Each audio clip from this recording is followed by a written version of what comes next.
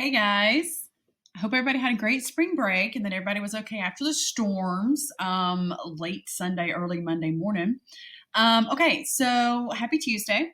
I think most of you guys took your notes and went through this PowerPoint yesterday. So what today is me just kind of explaining it.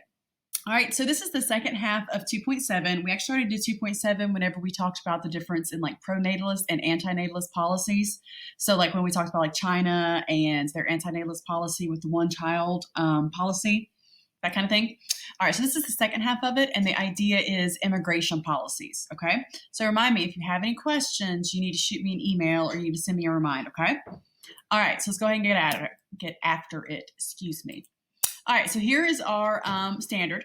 SPS 2.A explained the intent and effects of various population and immigration policies and their impact on population size and composition. All right, the second part to that is types of population policies, including those that promote or discourage immigration. Okay, so we're looking at encouraging or discouraging immigration. All right, so the whole thing is, guys, countries, they are autonomous and sovereign beings, so they have their ability to set up policies that either make it easier or harder for people to immigrate to their territory. So it's one of those things, guys, every country can do whatever it is that they want to do, all right? So this leads us to the idea of quotas. This is what the United States has kind of relied on, all right, guys? What a quota is. Think about a quota, okay? A quota is a limit on the number of immigrants from certain countries or regions, okay? So certain places that you don't necessarily want someone to come from. I don't think that you could say like the travel ban from China or Asian countries, that's not quotas. This is permanent immigration. This is, on the path to becoming a citizen of the country, okay? All right, so that is accepting or refusing refugees into the country as well. All right.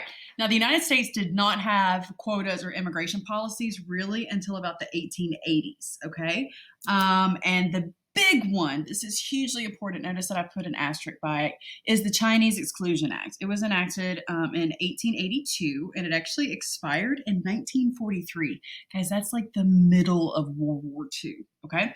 The Chinese Exclusion Act did exactly what it sounds like it did. We didn't want the Chinese coming here.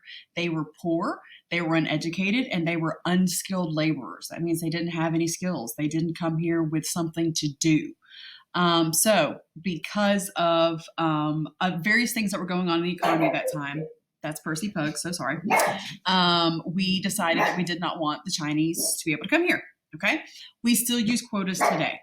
Now, why the United States? Shh, Percy. Okay, one of the reasons why the United States became such a haven for immigrants was because, guys, we are huge, especially once we fulfilled that manifest destiny of ours from spreading from coast to coast in the 1840s. We have a ton of land to farm. Think about what we talked about in the first part of this unit. Yeah, I know, many, many, many moons ago when we did like agricultural density. Guys, you guys know we have a lot of agricultural density. Like we are very, very, very large, okay?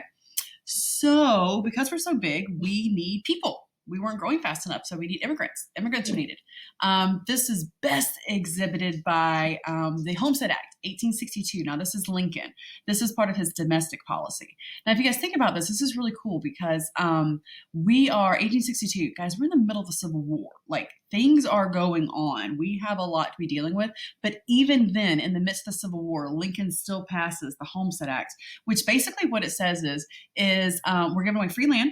If you show up and improve that land, as in like make a farm, build a house within like 5 years, then it's yours. Are you kidding me? Free land. Guys, if somebody was offering free land nowadays, everybody would still be like rushing for it. They're kind of doing this in Alaska, but you have to move to Alaska. So one of the interesting things that is so typical of American culture is we have this whole heritage, guys, of ancestry. We are a nation of immigrants. We've talked about this in class before. None of us sitting in our classroom today, none of us are full-blooded Native American. All of us came from somewhere else. So this whole thing about immigrants coming to a country, that's us. That's America. So kind of thinking about that, this isn't in your notes, but I wanted you guys to see this. I did the 23andMe a couple years ago. And so basically what this tells you is I am like super white girl. But what's really cool is like as people in your family do this, you can also link up. So like my first cousin did this, and guys, she was 100% European. But thanks to my dad over here, if you guys see, I'm almost 1% Nigerian. What up? But other than that, basically what this says is I'm your typical what is it, Euro-American immigrant. But like 23andMe guys, that doesn't do a lot. They don't have a lot of business in Germany. Can you imagine why? They don't have a lot of immigrants. They don't do a swift business in 23andMe in Japan. Why? They're all Japanese. Remember, guys, they don't let people in. More on that in a second. Okay, so historically, our quota laws have been from country of origin. Like that's what we usually started with. Like when we started doing this, notice it was the Chinese Exclusion Act. So we started with specific countries. We don't want you here. And then what we're going to do historically until today is not country of origin, excuse me, hemisphere of origin. We are going to show preferential treatment to Western Hemispherians. All right. Okay. So the big things you need to know, guys, this is super important even for APUSH. I love this. This is giving you guys a really good background for when you guys eventually get there in 2 years, hopefully face-to-face and not online. We passed the Quota Act in 1921. This is post-World War I. Then we're going to follow that up with the National Origins Act in 1924, okay? So in 1924, what we're going to do is, with our quota laws, is we're going to say 2% of each country that's already present in the United States will let those people in. So if somebody was already in the United States from India, then we'll let 2% of Indians in, okay? But like if nobody's here from Zimbabwe, then nobody's coming in 1924. Does that make sense? Do you notice how it's the country, not hemisphere? All right, follow that up with 1965. We had a change. And guys, this is when we move on to hemisphere quotas. So for example, the Eastern Hemisphere in 1965, we were going to allow 170,000 Eastern Hemispherians in, whereas Western Hemispherians, 120,000, okay? All right, in 1978, global and 240 country limit. Okay, so that's going to be 240,000 people. So global limit, like from all over the world, and then 204 countries that we recognize, we're also going to have those limits, okay, at 290,000 people. All right, 1990, we're going to raise the global amount to 70,000. Okay, but we're still going to keep it with that 204 country limit. Okay, so certain countries, we don't recognize them, but those people that want to seek asylum or try to move here through immigration, they can come in underneath the global head count. Okay. Congress sets preferences to distinguish applicants. Okay, so guys, there is like a hierarchy. Who gets preferential treatment? Well, family unification. Okay, so like if you married somebody and they didn't live in this country, then they would go to the front of the line to move in. Does that make sense? Because they already have somebody here. Skilled workers. If you're like a neurosurgeon, if you are, you know, a licensed, I don't know. I'm struggling, guys. Anyway, skilled workers, as long as you're trained and you have an ability to do something, you get preferential treatment. So like, you know, anybody with a college degree, anybody with formal training, it could be, you know, you get certified in welding. You're a skilled worker. Come on in. Diversity. They do look at diversity. We want to balance it out to make sure that we're not giving preferential treatment to a certain region. All right, what are the exceptions in this? The distinguishments that we give is refugees. They're their own thing. And then a family of U.S. citizens. They get exemptions in this, okay? All right, let's talk about unauthorized immigration. I think you guys know this is like illegal immigration, okay? So unauthorized immigration demographics. So let's break this bad boy down. So unauthorized immigration is about, we have about 11.2 million total, but you and I both know that's not a great count. Why? Well, they're probably not flaunting the fact that they're here illegally. So trying to get a good count on that is not, it's not really possible. Okay, which is actually down since 2008. So think about what you're hearing in the media. Okay, because it is an election year. This is going to be a hot topic. So think about what you're hearing. All these immigrants are coming here illegally. Guys, that number is actually down since 2008. It's down. Okay. 58%, the source country of the unauthorized immigrants that we have are from Mexico. Guys, a couple reasons for that. It's in our back door. How about that? It's, remember the whole thing with Ravenstein is that like you don't move a long distance. It's like, you move whatever is relatively close. Well, that makes sense.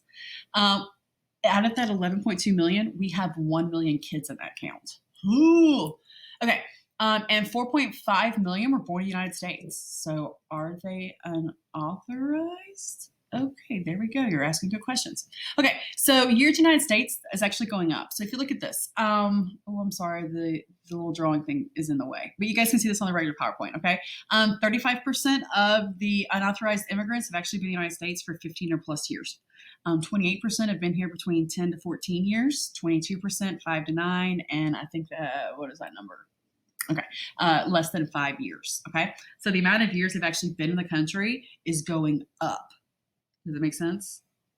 It's going up. So like they've been here for 15 plus years. Maybe they were born here. Maybe they moved, came across the border, 58% of them, maybe they came from Mexico whenever they were 2, that kind of thing, okay? All right, 5% of our total labor force, or 8 million of our employed workforce, which guys, you guys know this is all in transition now because one of the fallouts from COVID is we are dealing with massive unemployment. We are setting all kinds of records, which is not good. Brace yourself. Okay, so what are the 2 industries that are hugely popular for unauthorized immigrants? It's going to be hospitality. Guys, when you think about hospitality, think about like maid workers in hotel rooms, that kind of thing, and construction. All right, distribution.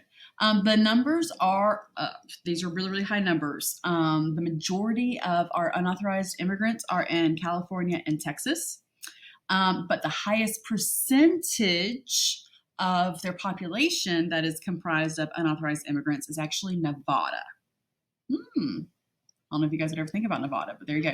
Think about it. Think about all the hospitality and construction going on in Nevada. All those huge casino hotels. That's a lot of opportunity for work. Okay, so I just have some questions for you guys. I know we can't really talk, so talk amongst yourselves. Okay, is it possible to humanely limit an individual's right to reproduce? So I want you guys to think about this when we think about like China. One of the things, guys, is like China, like they know they're having a lot of kids. They're kind of slowing down though. What about India? Are they slowing down?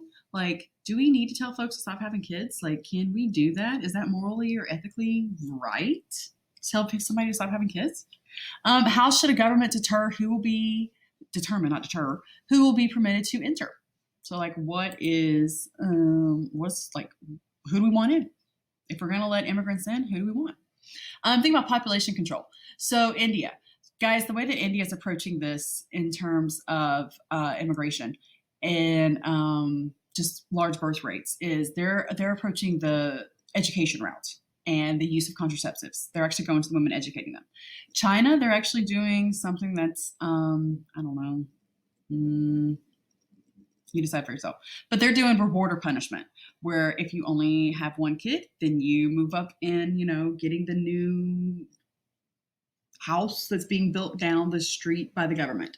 Your husband moves up to get a good raise or a good job with the government. Whereas if you have 3 kids, your kids don't get to qualify for scholarships and go to school, that kind of thing. Okay, so reward and punishment. Catholic countries, so like we're talking about Spain, Italy, guys, they have really low birth rates. You guys know this because they do have empowered women and they're pretty far into that DTM stage. So they're really wealthy. And you guys know that having money leads to better education, which leads to, better healthcare, that kind of thing. All right. So immigration policies, do we just need to have the doors open? What do you think? Should we have no borders? Should we have some limits? Do we need to say, okay, like if you are a felon, we don't want you. If you have a problem paying your bills and are fleeing debt, do we really want you here? Okay, should we have a lot of limits? Like, do we want to be like Japan? Guys, nobody gets into Japan. Nobody. We've talked about this. Okay. All right, and that's Smokey the Bandit, guys. That's it. Sorry, that one kind of went on long. I haven't really talked to anybody other than my husband for the past week and a half. So, anywho, sorry, got to rambling. All right, if you guys need me, let me know. And I guess I'll have another one for you guys maybe Thursday. All right, much love. Bye.